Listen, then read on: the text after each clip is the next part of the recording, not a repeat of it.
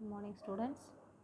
Next theorem 6.13 ஒரு ரெண்டு formulas மட்டும் பார்ப்போம். The shortest distance between the two parallel lines, அந்த lines எப்படி இருக்கும்னு பார்த்தீங்கன்னா பார்த்தோடே தெரியும். R vector equal to A vector plus S into B vector இருக்கும். And R vector equal to C plus C vector plus T into B vector அந்த ஃபார்மேட்டில் இருக்கும். is given byன்னு கொடுத்துருந்தாங்கன்னா shortest distanceனு கேட்பாங்க. டிஸ்டன்ஸ்னாவே Dங்கிற சிம்பிள் யூஸ் பண்ணுவோம்.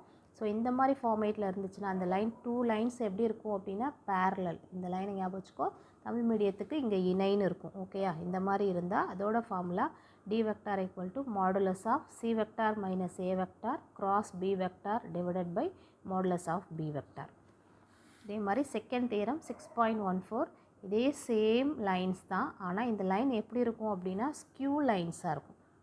ஒரு தளத்தில் அமையாத கோடுகள். தமிழ் மீடியத்துக்கு இங்கிலீஷ் மீடியத்துக்கு ஸ்கியூ லைன்ஸு, தமிழ் மீடியத்துக்கு ஒரு தளத்தில் அமையாத கோடுகள் அப்படின்னா என்ன ஃபார்முலான்னு பார்த்துக்கோ.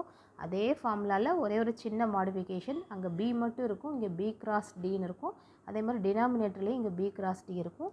தமிழ் மீடியம் ஸ்டூடெண்ட்ஸும் பார்த்துக்கோ, இங்கே மேலே பி கிராஸ் டி இருக்கும், கீழேயும் மாடுலஸ் ஆஃப் பி கிராஸ் டின்னு இருக்கும். இந்த மாதிரி சம்ஸ் கொடுத்தா 2 மார்க்கில் எப்பாச்சும் ரேராக கேட்குறாங்க. ஃபார்முலாஸ் மட்டும் வச்சுக்கோ. எக்ஸாம்பிள் உனக்கு புக்கில் இருக்குது, நம்ம பார்த்துக்கலாம். ஓகேயா? Thank you students.